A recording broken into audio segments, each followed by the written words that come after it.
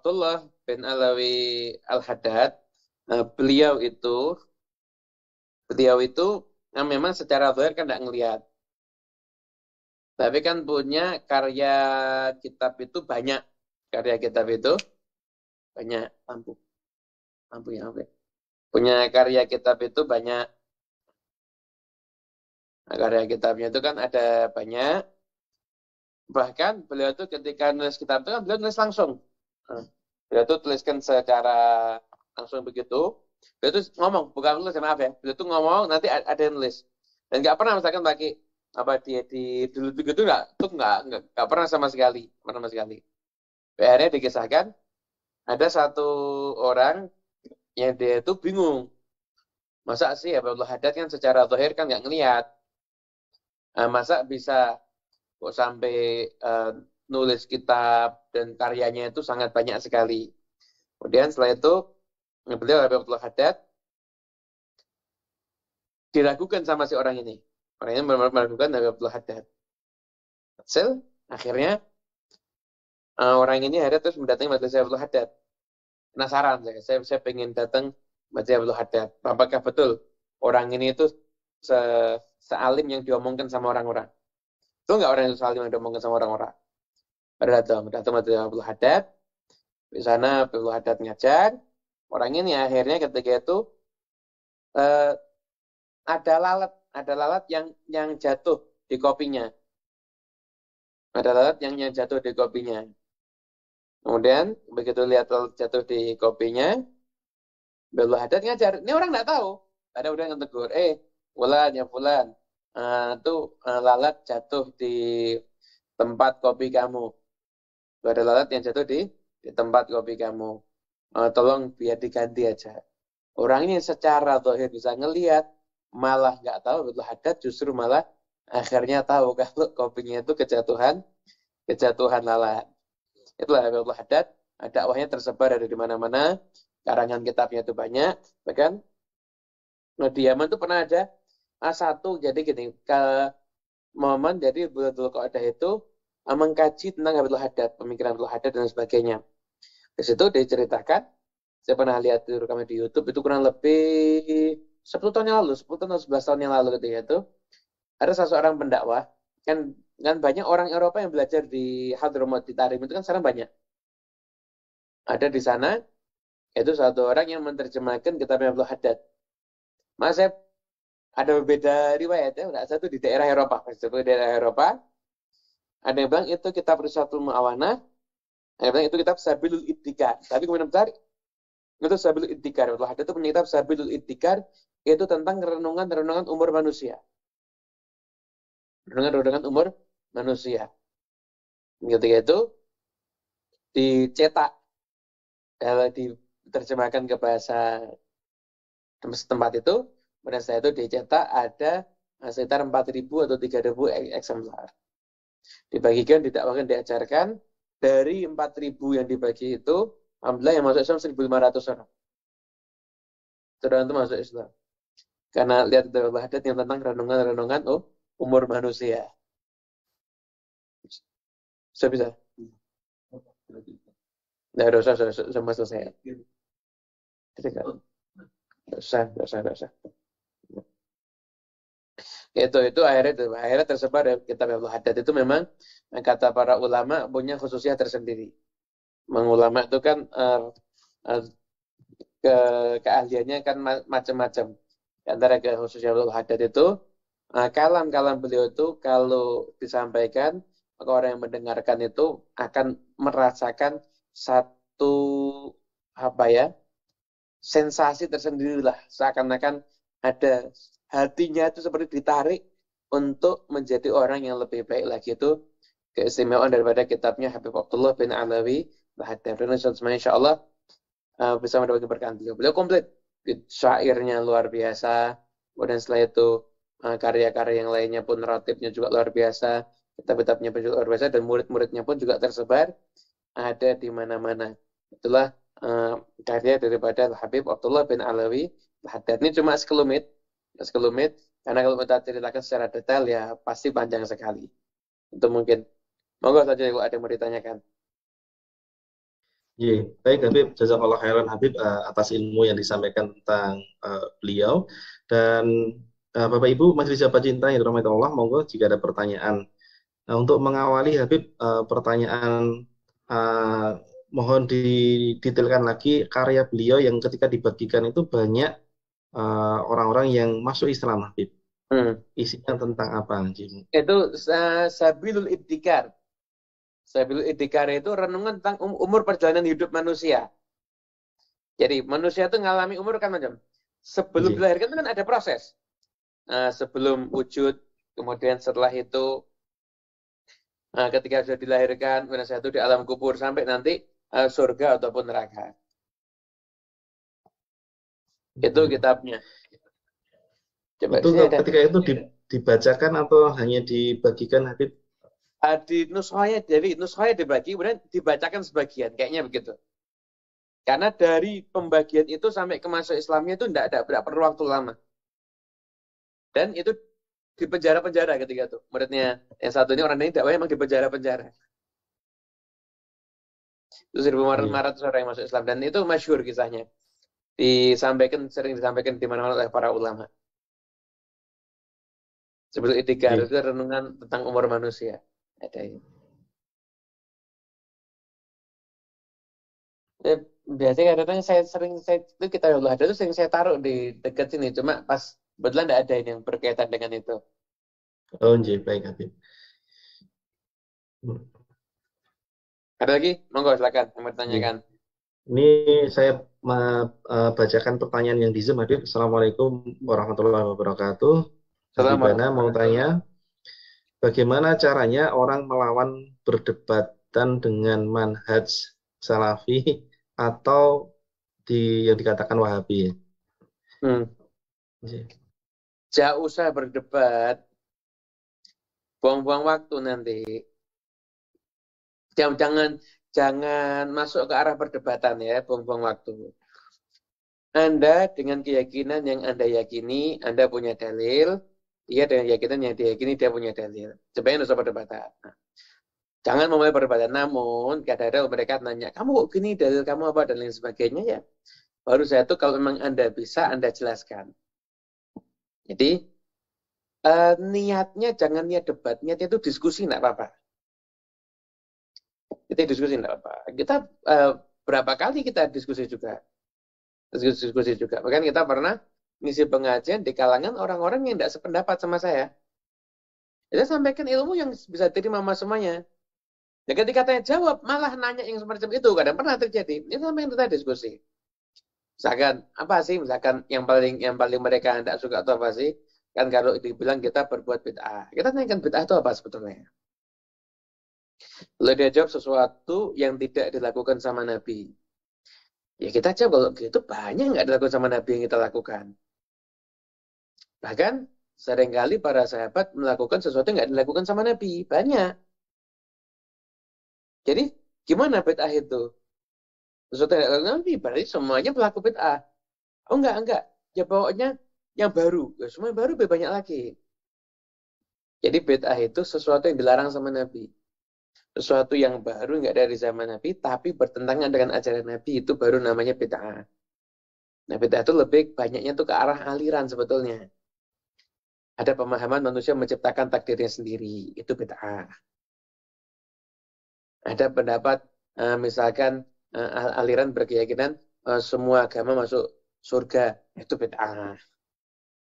Gitu itu lebih kepada keyakinan sebetulnya. Lebih kepada keyakinan. Akhirnya justru kalau kamu sering ngomong bid'ah, kamu perbuatan membid'ahkan sesuatu yang tidak bid'ah itu sendiri juga bid'ah loh akhirnya. Nah, jadi diingatkan gitu aja, diingatkan gitu aja. Sebagian bukan karena ini kok, sebagian ya karena nggak tahu aja, karena nggak tahu aja sebetulnya sebagian itu. Ya, baik Habib, terima kasih atas penjelasannya Habib. Berikutnya Habib, Assalamualaikum warahmatullahi wabarakatuh. Izin bertanya Habib, kalau membaca Rotibul Hadad itu dibaca setiap hari, waktu yang baik apa Habib? Dan manfaat Rotibul Hadad selain hajat terkabul, husnul khotimah, apa bisa untuk membentengi dari gangguan dari sihir misalnya Habib? Jazakallah khairan Habib. Semoga sehat selalu. Amin. Gini, Ratib Al-Haddad itu punya banyak keistimewaan. Al-Haddad itu punya banyak keistimewaan. Kenapa? Karena itu amalan-amalan dari Ratib Al-Haddad itu diambil dari ayat Quran dan hadis Nabi Muhammad SAW. Nah, di situ ada nanti misalkan ayat untuk perlindungan, ayat untuk kecukupan, tiga untuk ini dan lain sebagainya. Itu semua sudah ada di situ. Jadi fadilahnya banyak. Fadilahnya itu sangat sangat banyak. Kenapa? Karena itu kumpulan dari hadis Nabi. Itu kumpulan daripada hadisnya Rasulullah SAW.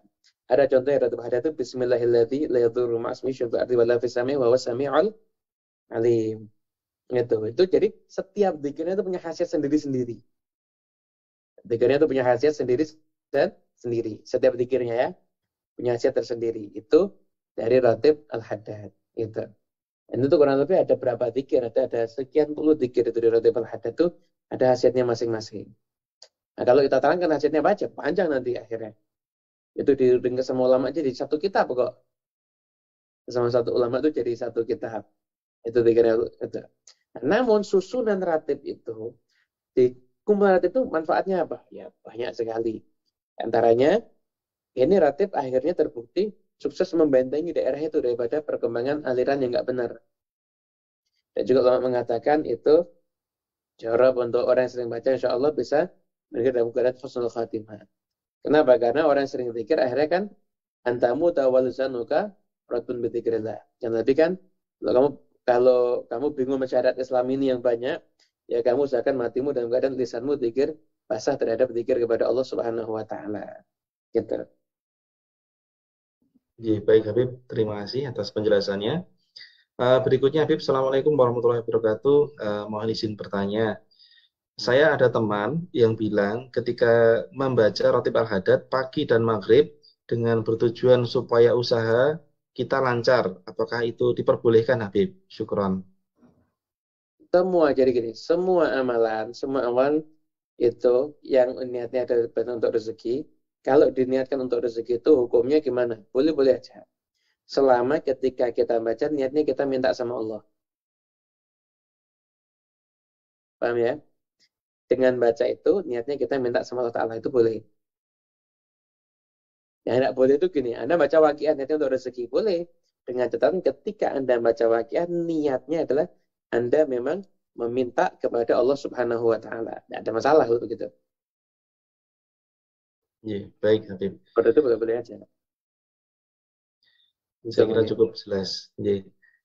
Berikutnya, Assalamualaikum Habib. Izin bertanya di luar tema Habib. Takkan Eh, ada masalah.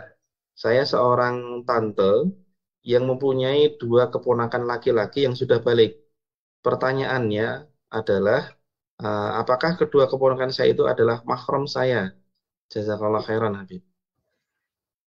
Keponakan dari saudara, jadi anak dari saudara kita, saudara Mungkin seperti kandung itu. atau anak dari sepupu kita. Kadang-kadang kalau bahasa Jawa ini keponakan tuh panjang gitu. Anaknya sepupu dibilang keponakan, anaknya sepupunya sepupu dibilang keponakan, panjang. Anak saudara kita punya saudara kandung atau seayah atau seibu. Dia punya anak, itu keponakan kita.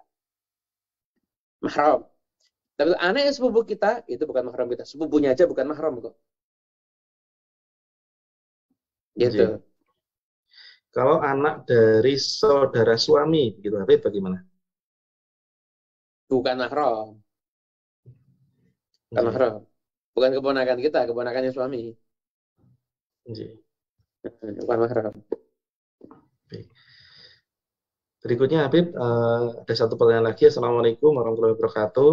Mohon maaf Habib, jika membacanya Ratib Al-Hadad masih sebatas di lisan, belum begitu masuk ke dalam hati, apakah khasiatnya manfaatnya sama dalam membentengi diri Habib? Ya Allah sama. Insya dapat. Dapat. Teman-teman, tahu enggak ada aplikasi Ba'alawi Saya sendiri yang belum. baru? Nah, nanti saya kirimkan ke Pak Sigit ya. Iya Habib. Itu aplikasi ada wiritan-wiritan beserta artinya. Iya. Itu baru itu Baik Pak Habib. Sigit. Jadi dibuat sama murid-muridnya Habib Umar bin Hafid. Oh iya, Sama baik. orang jadi intinya terus sebagian sudah punya ya kayaknya ya. Ada sudah punya. Itu bagus itu wiritan-wiritannya bagus. Nah, sebagian saya punya. Nanti saya kirim ke jenengan Pak Sigit ya. Iya Kirim Habib. ke jenengan. Bagus itu Ratib Al-Hadad ada, Wadul Latif ada dan lain sebagainya. Jadi memudahkan kita. Kita kan kalau nunggu bawa buku kemana-mana ya sering lupa bawa buku. Tapi kalau ini, insya Allah aman.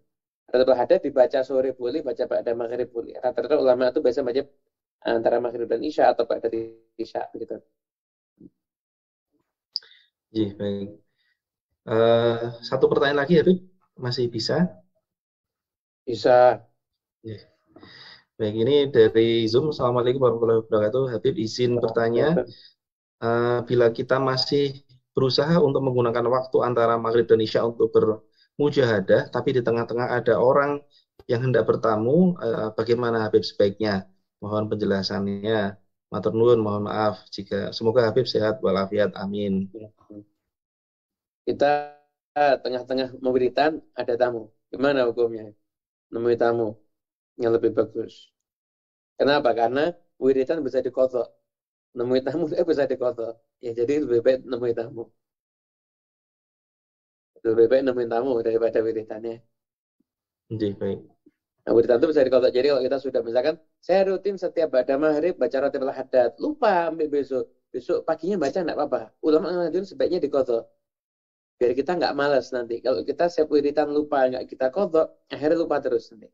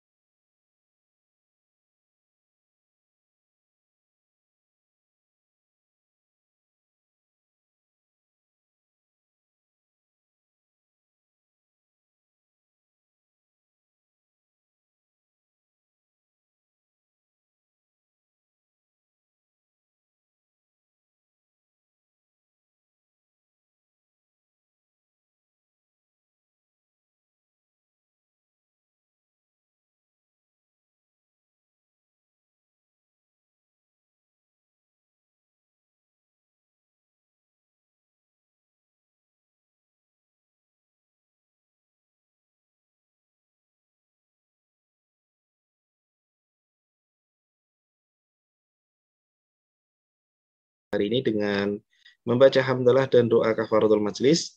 Alhamdulillahirabbil alamin. Subhanakallahumma wa bihamdika asyhadu an la ilaha illa anta astaghfiruka wa atubu ilaik. Wassalamualaikum warahmatullahi wabarakatuh. Habib.